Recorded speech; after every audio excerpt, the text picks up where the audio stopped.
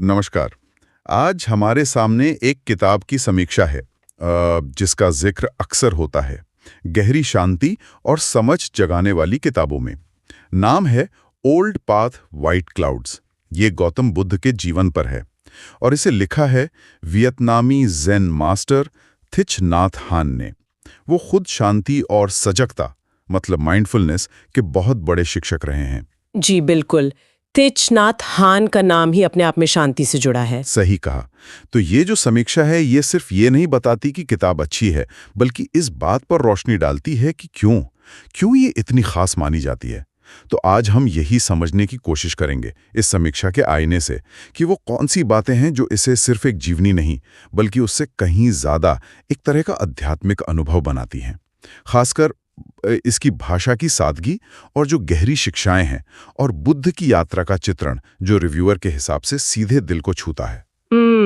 समीक्षा को पढ़ते हुए पहली बात जो एकदम पकड़ में आती है वो है कहानी कहने का अंदाज। मतलब सिद्धार्थ गौतम का राजकुमार से बुद्ध बनने तक का सफर, राजमहल छोड़ना, फिर वो सालों की खोज, ज्ञान प्राप्ति और फिर दुनिया को करुणा का संदेश देना, ये सब समीक्षा के अनुसार बहुत ही सरल लेकिन साथ ही बहुत गहरे तरीके से बताया गया है। हाँ, मतलब ऐसा लगता है कि ये सिर्फ घटनाओं का ब्यौरा नहीं है, जैसे कोई लिस्ट नहीं है कि ये हुआ फिर ये हुआ। बिल्कुल। समीक्षक का कहना है कि पाठक को ऐसा लगता है मानो वो उस यात्रा में साथ चल रहा हो, और इस दावे में ही काफी कुछ छिपा है मुझे लगता है। चलिए इसे जरा खोल कर देखते हैं। जरूर। तो समीक्षा जिन मुख्य स्तंभों पर इस किताब की इमारत खड़ी करती है उनमें पहला है सादगी और उससे उपजती शांति। अच्छा। समीक्षक का कहना है कि किताब की भाषा ऐसी है जैसे कोई कहानी सुना रहा हो, सीधी सरल, पर हर अध्याय पाठक के मन में शांति का बीज बोता चला जाता है। ये सिर्फ कहने का तरीका नहीं है, बल्कि रिव्यू इसे किताब के असर का मतलब इम्पैक्ट का सेंटर पॉइंट मानता है। ये बात दिलचस्प है क्योंकि अक्सर आध्यात्मिक विषयों पर किताबें थोड़ी जटिल हो सकती हैं, है ना, भाषा भारी हो सकती है। लेकिन यहाँ समीक्षा इस बात पर जोर दे रही है कि यही सादगी पाठक को बिना किसी बौद्धिक बोझ के मतलब इंटेलेक्चुअल बर्डन के बिना सीधे अनुभव से जोड़ती है। हाँ, मुझे लगता है समीक्षा शायद थिच नाथ हान की ज़ेन पृष्ठभूमि को इसकी वजह मानती होगी, जहां गहरे सत्य अक्सर सरल कहानियों में या इशारों में छुपे होते हैं। सही। क्या समीक्षा इस पर कुछ और कहती है कि ये शांति का अनुभव पाठक तक पहुंचता कैसे है, सिर्फ भाषा से या कहानी के चुनाव से? समीक्षा इशारा करती है कि ये दोनों का मेल है। भाषा की सरलता विचारों को भारी नहीं होने देती और कहानियों का चुनाव ऐसा है जो सीधे मानवीय भावनाओं को छूता है, दुख, खोज, करुणा, ये सब। समीक्षा के अनुसार हर कहानी अपने आप में एक छोटे ध्यान की तरह है जो पाठक को बाहरी शोर से हटाकर अंदर देखने को प्रेरित करती है।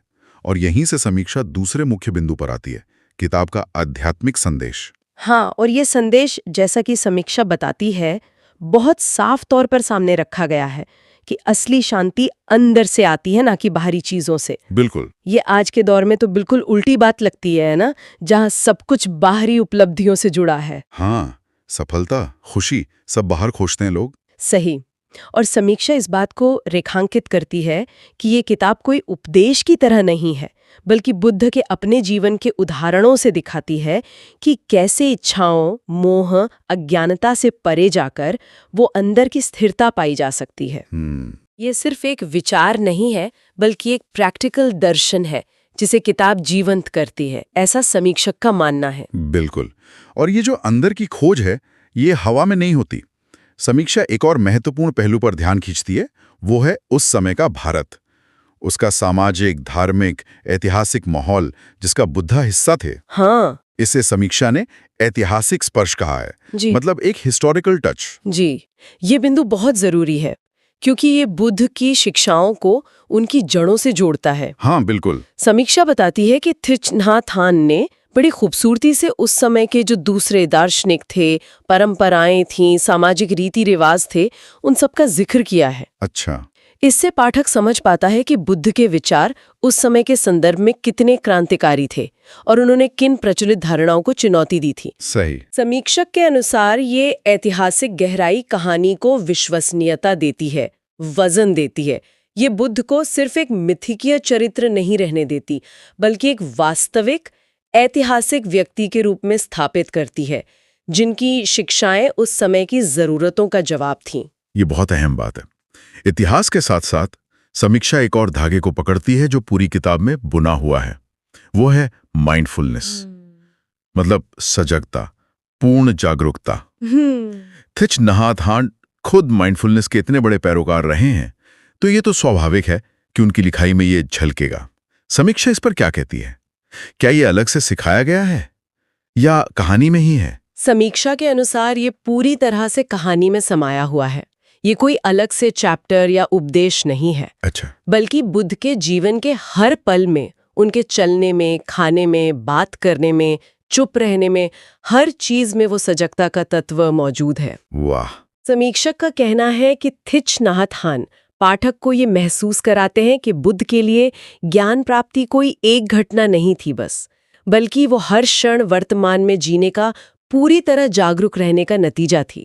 समीक्षा इसे किताब की सबसे बड़ी शक्तियों में से एक मानती है कि ये माइंडफुलनेस को एक कॉन्सेप्ट की तरह नहीं, बल्कि जीने की कला के रूप में पेश करती है। अच्छा, यानी ये किताब सिर्फ बुद्ध के बारे में नहीं है, बल्कि उनके तरीके के बारे में भी है? हाँ, कहा जा सकता है। ये बात उन सीखों से भी जुड़ती है जिनका जिक्र समीक्षा करती है, जो पाठक इस किताब से ले सकता है। पहली सीख जो समीक्षा उजागर करती है वो है अपने अंदर के रास्ते को पहचानना। इसका क्या मतलब हो सकता है समीक्षा की नजर से? समीक्षा इसे बुद्ध की अपनी यात्रा से जोड़कर देखती है। सिद्धार्थ ने राजकुमार होने का एक बना बनाया रास्ता छोड़ा और सत्य की खोज में निकल पड़े, है ना? तो समीक्षक का मानना है कि किताब पाठक को प्रेरित करती है कि वो भी अपनी परिस्थितियों पर, अपनी मान्यताओं पर सवाल उठाएं और अपने लिए सत्य और शांति का मार्ग खोजे, चाहे वो रास्ता कितना भी अलग क्यों न हो। ये अंदर का रास्ता खोजने का मतलब है कि बाहरी दबावों या अपेक्षाओं से हटकर अपनी अंतरात्मा की आवाज सुने।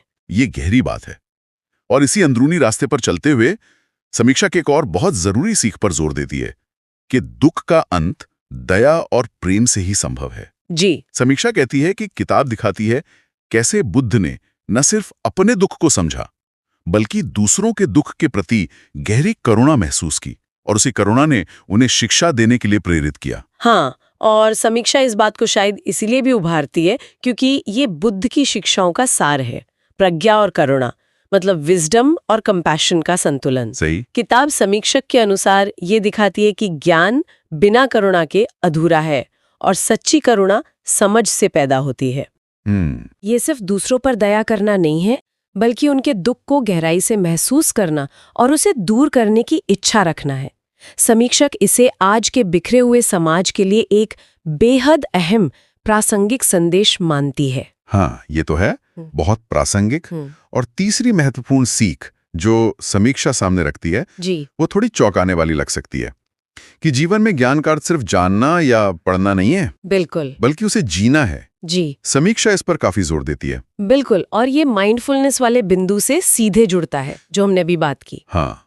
समीक्षा का तर्क ये है कि थिच नाथ हान ने बुद्ध की कहानी इस तरह से कही है कि वो सिर्फ बौद्धिक जानकारी न रह जाए, बल्कि पाठक के लिए एक अनुभव बन जाए। अच्छा। ज्ञान जब तक आचरण में न उतरे, व्यवहार में न आए, तब तक वो सिर्फ सूचना है, इन्फॉर्मेशन है। सही बात है। समीक्षक का मानना है कि ये किताब पाठक को प्रेरित करती है कि वो शांति, करुणा, सजगता जैसे सिद्धांतों को अपने रोजमर्रा के जीवन में उतारे। ज्ञान को जीना, यही शायद समीक्षा के अनुसार इस किताब का असली मकसद है। इन सारी बातों को अगर हम समेटें, सादगी, आंतरिक शांति का संदेश, वो ऐतिहासिक संदर्भ, सजगता का अभ्यास और जीवन में उतारने वाली सीखें, तो अब ये समझ आता है कि समीक्षा क्यों इसे सिर्फ एक जीवनी नहीं कह रही, बल्कि एक आध्यात्मिक यात्रा का नाम दे रही है। हाँ, ये पाठक को सिर्फ जानकारी नहीं देती, बल्कि बदलने की क्षमता रखती है, ऐसा समीक्षक का दावा है। हाँ, समीक्षा का निष्कर्ष यही है। वो कहती है कि जो भी व्यक्ति अपने जीवन में ज्यादा शांति, गहरी समझ और सच्ची करुणा लाना चाहता है, उसके लिए ये किताब एक दीपक की तरह है, रास्ता दिखाने वाली। समीक्षक ने इसे पूरे 5 में से 5 स्टार दिए हैं। जाहिर है वो काफी प्रभावित हैं। हाँ, ये तो जबरदस्त रीडिंग है जी। इसे आध्यात्मिक और जीवनी दोनों श्रेणियों में रखा गया है और भाषा के बारे में फिर से वही बात दोहराई गई है, सरल, सीधी, लेकिन दिल पर गहरा असर करने वाली। तो इस पूरी चर्चा से ये साफ है कि ये समीक्षा ओल्ड पाथ व्हाइट क्लाउड्स को एक असाधारण किताब मानती है। इसके अनुसार ये बुद्ध के जीवन को सिर्फ बताती नहीं, बल्कि थिच नाथ हान की ज़ेन समझ और सजगता के लेंस से उसे जैसे पुनर्जीवित करती है। बिल्कुल। मुख्य बातें जो समीक्षा उभारती हैं वे हैं सादगी में छिपी गहराई, आंतरिक शांति की खोज का महत्व, इतिहास और संदर्भ की भूमिका, सजगता को जीने की कला और सबसे बढ़कर करुणा और ज्ञान को अपने जीवन का हिस्सा बनाने की प्रेरणा। जी, ये समीक्षा हमें सिर्फ किताब के बारे में नहीं बताती, बल्कि सोचने के लिए भी कुछ देती है। खास तौर पर सजगता यानी माइंडफुलनेस और ज्ञान को जीने पर जो जोर दिया गया है वो महत्वपूर्ण है। हाँ, यहाँ से एक विचार उभरता है जो शायद आगे सोचने लायक हो कि इस समीक्षा में बताए गए करुणा और जागरूकता के सिद्धांतों को भले ही हमने किताब अभी न पढ़ी हो, अपने रोजमर्रा के जीवन में कैसे उतारे। छोटे छोटे तरीकों से इसकी शुरुआत कैसे की जा सकती है। जैसे क्या ट्रैफिक में फंसे होने पर अपनी सांसों पर ध्यान देना, या किसी सहकर्मी की परेशानी को बिना जज किए सुनने की कोशिश करना। क्या ये उसी ज्ञान को जीने की दिशा में एक छोटा कदम हो सकता है? हाँ, बिल्कुल हो सकता। तो ये समीक्षा महज किताब का परिचय नहीं कराती, बल्कि पाठक के लिए एक व्यक्तिगत चिंतन का दरवाजा भी खोल देती है, सोचने का एक नया आयाम देती है। बहुत खूब, ये वाकई गहरा चिंतन है।